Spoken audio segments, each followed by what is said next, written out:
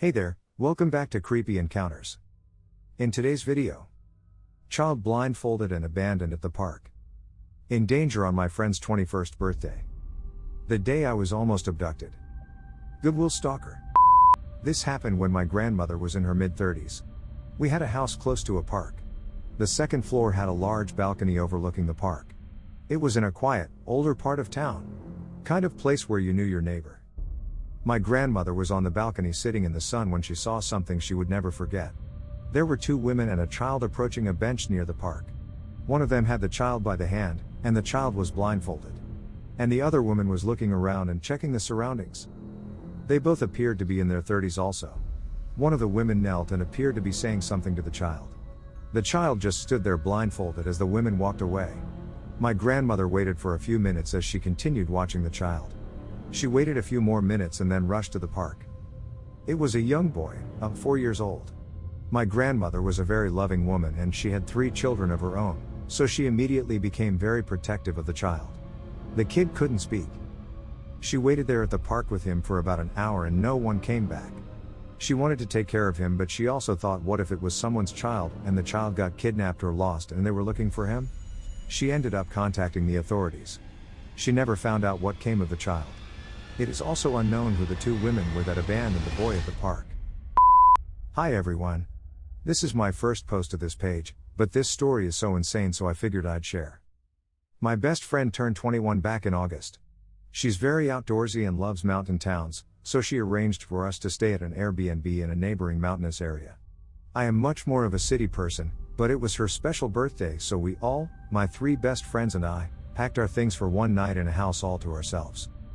On the way up, my friend told us that the owner was really cool and into crystals and blowing glass. Naively, I pictured some bohemian woman lending us her mountain home for a night while she went backpacking somewhere. Nothing weird. When we had already been in the car for an hour or so, my other friend asked if she could see the Airbnb page one more time. So, she flipped through the pictures and found a comment/reviews section. We were all quiet, enjoying the playlist we'd prepped for this drive, when my friend with the Airbnb page shouts, "What the frick?" We all tune in, and she's fixated on a comment chain on this Airbnb page. Someone mentions that the owner of the house has a criminal record. Now, this isn't necessarily something to be up in arms about. Because a criminal record could mean you stole something from a gas station or whatever. Also, the owner of the home usually isn't home while you're there, and the owner had told us they wouldn't be home anyways. But then, we each took turns reading through the comment section, and we see multiple people now mentioning an alleged criminal history. It looked as though some of the details under these comments had been deleted because the conversation was jumping around nonsensically. Like it was missing key details. We see one chain specifically where the guests who had stayed were arguing with the owner, and the owner kept vehemently denying any criminal records. So, obviously, we're super skeptical at this point, but we're also approaching the home. It's an isolated home steep up a hill, about 4 miles away from the nearest gas station. And, of course, our Wi-Fi cuts out and none of us have a connection. We pull in, and are standing at the base of a very unstable staircase that led us to the front door, which was on the 2nd level. The garage door beneath us was creaking creepily, which added to our suspicion. A man comes to the door. His name is Dale. He has piercing blue eyes, and a very serious demeanor. He tells us to come in, clearly very frustrated by our wary behavior. I think the fact that we all had our backs hugged to the front door was a huge sign that our collective alarm was firing off. He showed us around the room where we'd be staying, and let us know that he would be staying there at night as well. I lock eyes with my best friend, both of us communicating that no way. This, even though nothing had happened, was a bad idea. He then demands we get out our IDs and set them on the table where they were supposed to stay all night, on top of a sheet of paper where he had us write our full names and phone numbers. He then takes us for a tour. He tells us to stay out of the garage because there are many sharp things of his in there. We're all essentially ready to freaking book it at this point. We let him finish the tour, and we say we're going to go get our bags from the car. We get in the car, and all immediately say that there's no way in hell we're staying here, and that he had very strong peeping Tom energy. There was a window from his bedroom into ours. But we have to figure out how to get our IDs back. We run up and tell him that we need our IDs so we can go get dinner in town. He looks mad and goes, "Why would you do that? I thought you girls already had everything you needed." So we say we just wanted to go explore since we weren't from this area. He glared at us while we grabbed our IDs and made our way, as calmly as possible, Back to the car. We drive away as fast as we can until we get to the nearest gas station. We tried to find a new place to stay, and in the meantime, a couple of us Googled this man to find the criminal charges. In 2017, Dale pulled a gun on 4 people staying in his home and shot at their feet. He was charged with 4 counts of felony menacing/intimidation, 1 count of first-degree burglary/assault/menacing, 1 count of prohibited use of weapons and 1 count of reckless endangerment. He faced up to 12 years in prison and a $750,000 charge for burglary alone. The other offenses were potentially $100,000 each. We went back to his Airbnb page, and he had 0 reviews or activity from before 2018. Meaning, he deleted his original account and created a new one after the assault. We made it out safe, but we'll definitely never forget this freaking birthday, ha ha ha. Stay safe everyone. Long post, I'm sorry. Not sure if this is creepy to others, but certainly is to me. This happened to me when I was roughly 17. My hometown is a fairly small country town in Australia. It was really hot that day. I remember the weather being within the 40 degrees Celsius heat wave. I had decided to walk to the town center for a classic frozen Coke from McDonald's. Being a small town, you tend to know everybody and every car that drives along throughout the residential streets. I was only a few blocks away from my house when an old rusted station wagon had pulled up beside me.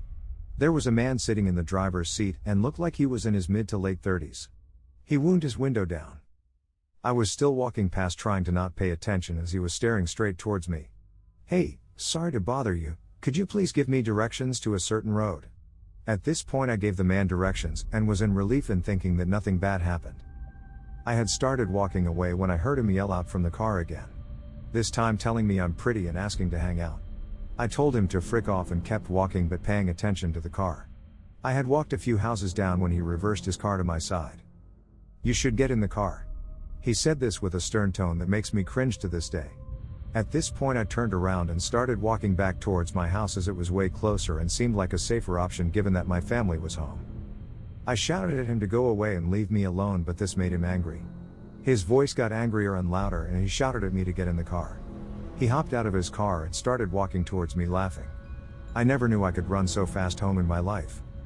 The guy followed me home all the way to my driveway. The moment I got in my driveway, the man turned around and walked away. My dad was driving around trying to find the guy, and after what seemed like hours passing, he came home and said there was no sign of him. I had made a report to the police, and after a few weeks, the police had notified me that they had found him along with various articles of women's clothing in his car and what he had been doing. Don't want to trigger anyone, so I won't post the details. I often wonder what would have happened if I didn't run when I did. I'm thankful it didn't get any worse. Definitely a creepy encounter that I have experienced. This happened about 2 years ago in Iowa. I'm a Dutch girl and I was visiting a friend over there. It was obvious I was foreign. I was way taller than most Americans and I dressed differently. The most obvious part was that I didn't know my way around and was always using navigation to get places. I was visiting my friend, but she still had to work during the day, so I decided to entertain myself. I was walking to the local Goodwill to go thrift shopping. It was about 11 a.m. on a weekday, so there weren't many people in the streets.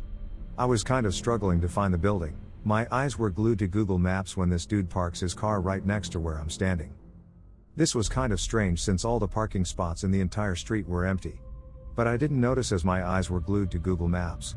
He then got out of his car, greeted me and asked me how I was doing. Initially I thought this was kind of strange because where I'm from strangers don't talk to you.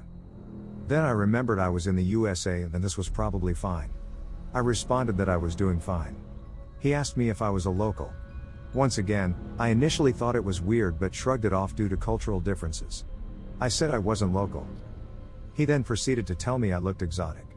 I felt uncomfortable when he made that comment. He started to ask me all kinds of questions about what I was doing in Iowa, and I answered them very briefly. I was getting more uncomfortable by the minute due to the nature of the questions. It was like he was trying to figure something out about me. When he proceeded to ask me if I was alone, my alarm bells went off. I made up an excuse and told him my friend was waiting for me inside of Goodwill and that I should go see her now. I didn't even wait for a response and I just walked inside. I felt super creeped out, so I kind of stayed hovering near the cash register for a few minutes. His car was still parked outside. After about 5 minutes he decided to walk inside. Luckily, I was out of his sight and I just booked it outside. I still wonder what he wanted from me. I hope you enjoyed the video. Please like and subscribe for more real life creepy encounters around.